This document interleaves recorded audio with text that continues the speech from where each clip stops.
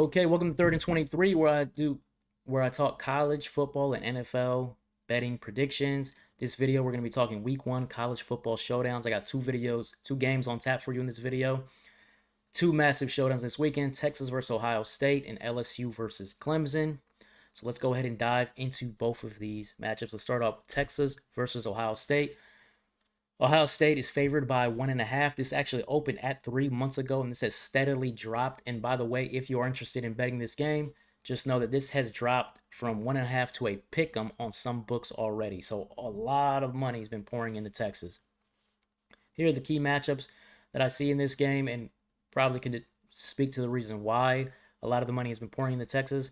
See a lot of significant advantages in this game for Texas, particularly on the line of scrimmage. I think Texas is more likely going to be able to run the ball with success in this game against Ohio State. And I think Texas is going to be more than likely to be able to stop Ohio State's running game. So that line of winning on the line of scrimmage, I think, is going to go a long way in determining the winner of this game. So let's go ahead and dive into both of these rosters. If you're talking about Texas, led by Arch Manning, Heisman favorite, dual threat who has all the tools. I mean, he obviously has a Manning name, but we saw him start last season. He looked good. He's got weapons to throw to as well. Moore and Wingo return after combining for over 1,000 yards receiving last season. And he's got that balance. He's got that running back to help him out. When Trevion Wisner ran for over 1,000 yards last season, and he wasn't even coming into the season as a starter. The backup in this game, C.J. Baxter, was actually supposed to be the starter a year ago. He got hurt for the season. He's back now. Expect him to also make some plays in this game on the ground. So I think you're going to have a two-headed monster there. I think you're going to have really good wide receivers, particularly DeAndre Moore out of the slot. And I think you got a legitimate future NFL first-round draft pick in Arch Manning. Defensively, what more needs to be said other than you have All-Americans at every level of the defense? Colin Simmons is going to pair with Trey Moore and Ethan Burke, depending on the formation, and give Texas probably the best pass rushing tandem in the country. You have All-American Buckeyes front runner Anthony Hill at linebacker, and then at safety you have Michael Taft, one of the best safeties in the country. You look at that Texas roster, and then you go over and you see all that experience and all that talent, and then you go over and you look at Ohio State, defending national champs, but a ton of roster turnover. Starts at quarterback, Julian Sayin. Never seen him throw a ball. Redshirt freshman. We've seen Johnny Manziel as a redshirt freshman come in and take the nation by storm, but that's an outlier. Is he going to be Johnny Manziel, or is he more your typical redshirt freshman, make some plays, make some bad plays, right? But you got to look at their wide receiver room. Best wide receiver room in the country: Jeremiah Smith, Carnell Tate, Brandon Enos. A minimum of two of those guys is a future NFL first-round draft pick. Then defensively, though, I look at Ohio State. I look at their front. It's a rebuilt front. Linebackers, not really impressive. Lose one of their starters there. And then there's no proven edge rusher to get pressure on Arch Manning consistently. I don't want to say a green Texas offensive line, but they did lose 4 starters. They're going to be playing guys who did get snaps, so they're not going to be completely green. I don't think Ohio State has a defensive line to take advantage of that and get pressure on Arch Manning in this one. And then in the secondary, it's shaky. You have Caleb Downs, future top 10 pick. But then what else do you have? Igbenogsen's a returning starter at corner. He was the most penalized corner in the country last season. Your top corner was Denzel Burke. He's gone. So what do you really have in the secondary? There's a lot of questions that need to be answered for Ohio State, and I don't think this is the game that you want to answer questions in. Now let's get a deeper dive into this game and how I think it's going to play out and the X factors. So when people analyze this game, they're always talking about the Ohio State offense for good reason. Jeremiah Smith is outstanding. Elite wide receiver trio. He's getting tons of hype. People think he could win the Heisman Trophy. He's the best player in the country. Everybody's saying this about Jeremiah Smith, and they're forgetting other parts of the game, particularly the running game. You lose Trevion Henderson. You lose Quinshon Judkins. You return James Peoples, who didn't really play much last season. You believe in James Peoples, but then you go out and you in the portal and you say, well, let me go get C.J. Anderson from West Virginia. He was a starting running back there, big running back.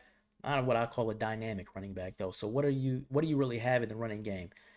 I don't know if with Anderson C.J. Donaldson. With Donaldson, you don't have a dynamic running back. He's not a guy who can cut right, juke left, and all of that. You give him a hole and he can run through it with some decent speed and power, but that's it. With James Peoples, we don't know. And against this front seven, against this defense, your running game is going to get off. This inexperienced green running game is going to get off. I don't say green, but inexperienced running game here at Ohio State. I don't think so. I think Ohio State is going to have no running game in this one. So when you're talking about balance, I don't see it on Ohio State's side, but I do see it on Texas' side. These receivers can get open against this Ohio State secondary.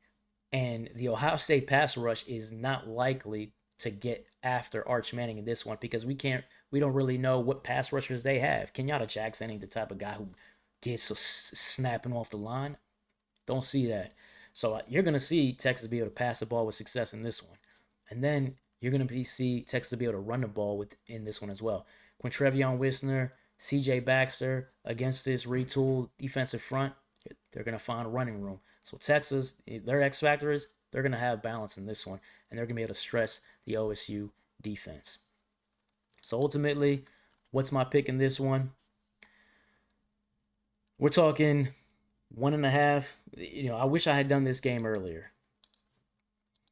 You're talking 1.5 point favorite for Ohio State. Go ahead and give me Texas with the plus 1.5 for purposes of this video. But I'm gonna money line this game. I think Texas is gonna win this game, and I think Texas is gonna win this game comfortably. I think this is a double digit victory for Texas. They're gonna own the line of scrimmage. They're gonna be able to run the ball. Ohio State isn't. Julian Sain, in my opinion, is gonna be running for his life in this one. You're going against the best pass rush in the country, and this is your first game. That doesn't bode well for success for him in this game. So if all you're harping on is Jeremiah Smith, man, he plays a dependent position. I don't think it's going to happen for Ohio State in this one. And then finally, if you're the kind of person who, if you believe in what I'm believing, if you believe Texas is going to win this game comfortably, I just want to put this on screen because this is something I may also do. Texas minus 9.5 is the odds. It's currently coming in at plus 269. So if you're interested in that, that's what the odds are for Texas in this game on an alternate line. All right, so now let's move on to our second game. That is going to be LSU visiting Clemson. This game, Clemson comes in as a 4-point favorite. And honestly, when I'm looking at the matchups in this game is tough to call because it could swing in a number of different ways. Ultimately, looking at it, I think LSU's pass offense has a slight advantage over Clemson's pass defense. I respect their corners. I respect the pass rush at Clemson. But Nussmeier and those receivers are good enough to get open at times. And then when it comes to one of, I think, the biggest matchups are in this game, it's going to be Clemson's rush offense against LSU's defense. I don't think Clemson's going to have much of a run game in this one, but we'll get more into it. So now let's take a look at the rosters and what guys got coming back. LSU, Garrett Nussmeier. I mentioned Arch Manning is the front runner for the Heisman. Well, Garrett Nussmeier is second. 4,000 yards last season, 29 touchdowns. Was a little turnover prone, but he can sling it. And then you've got loaded skill positions. Caden Durham's a freshman last year, ran for 750 with a 5.4 yard average. He's a big play. He is a dynamic running back who can break outside and take one the distance. And then outstanding wide receiver room. I know I talked about Ohio State's is loaded. This LSU wide receiver room is loaded too. Aaron Anderson is next in line as the next great LSU wide receiver. And then they bring in 6'4", 195-pound Nick Anderson from Oklahoma. Everybody forgot about him because he missed all of last season. But 2 years ago, he had over 700 yards receiving and averaged over 20 yards a catch. He was going to be one of the next big things in the SEC. So he transfers to LSU. And then they also have Barryon Brown, wide receiver. He was the wide receiver 2 out of Kentucky, one of the fastest players in the country. I'll be honest, he has kind of suspect hands, but he can hit some big plays down the field with a quarterback like Nuss throwing the ball. So this is a loaded offense in terms of scoring. O-line, though, is a little green. They have to replace a number of starters. They did go into the portal and get some guys. No really head turners to me. So that could be their Achilles heel, not just in this game, but for the season. Defense has been their issue. They go into the portal. They had great pass rushers last year. It's really been the secondary. But they go get Patrick Payton and Jack Pyburn, Florida State's and Florida's best pass rushers. They bring them in. And then in the secondary, I do think that there's probably still going to be some issues in their secondary, but I think Ashton Stamps at corner is about to take that next step and be a top-tier corner in the country.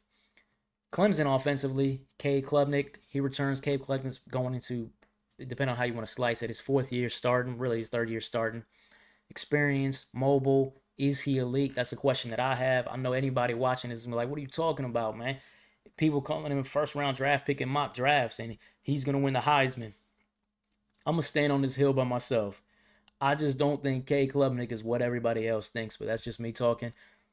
We'll see what he looks like this season. Maybe this season he's going to shut me up. I think you also have a questionable run game. If you're moving a wide receiver to running back in fall camp and he's running with the ones, I'm a little I'm going to question that. And then they do have a good group of wide receivers though, led by Antonio Williams, also out of the slot. I think he's a pretty dangerous wide receiver. Defensively, NFL stars everywhere on the D line and in the back end.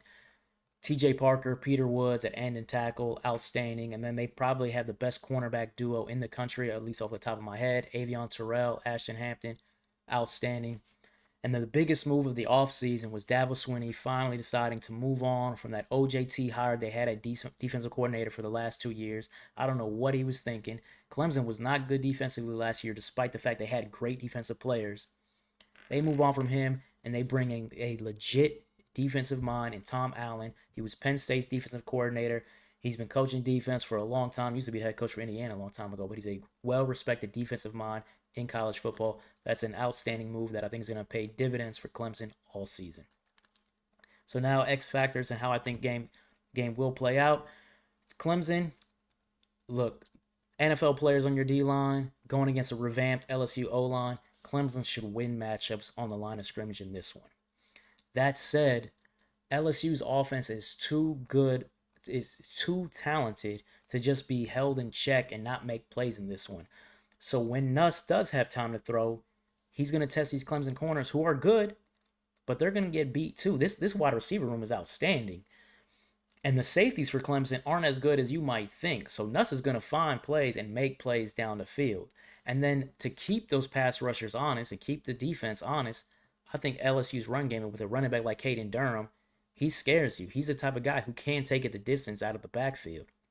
On the other side of that, I don't think Clemson. Look, I talked about it already. I don't think Clemson's going to have a running game. If you're taking an average wide receiver, because that's what Adam Randall was, an average wide receiver, and you move him to RB1 in fall camp, you looked at your running backs in the spring and you didn't make this move, so you're saying, well, let me give him a shot. At least that's how I'm reading it. Now you move him in fall camp. I don't think you believe in your running backs. So I think there's going to be no running game for Clemson in this one. And that means that Clemson, more than likely, is going to be one-dimensional in this one. So how do I feel? How do I think this game is going to ultimately play out? To me, looking at this game, looking at these matchups, this is a tough one. I think you're going to see momentum swings everywhere in this one. I think LSU is going to make some big plays down the field. I think Durham might hit one for the distance. I think Clemson's going to make a ton of plays defensively, get with sacks and great coverage plays and getting third down stops. I think you're going to see Cade Klubnik turn over the rock, throwing the ball downfield, because I'm somebody who's suspicious of his ability to throw the ball downfield with accuracy. Ultimately, I don't know who's going to win this one. But if you're in a tight game like this, you're giving me 4 on the road, so you're giving me more than a field goal on the road on a tight game. I'm going to take LSU with the +4. LSU can come out of there with a win in the Battle of the Death Valleys. So go ahead and give me LSU with the +4. I think this is going to be a game of momentum swings, right? Both for LSU and for Clemson. I think it's going to be a wild one. I think it's going to be a good one to watch. So anyways, that wraps it up. Sorry for the video taking too long. But if you like the content or if you agree, disagree, let me know in the comments. And feel free to like, comment, and subscribe, as you're going to see another week 1 showdown video I'll be coming out with tomorrow. Take care.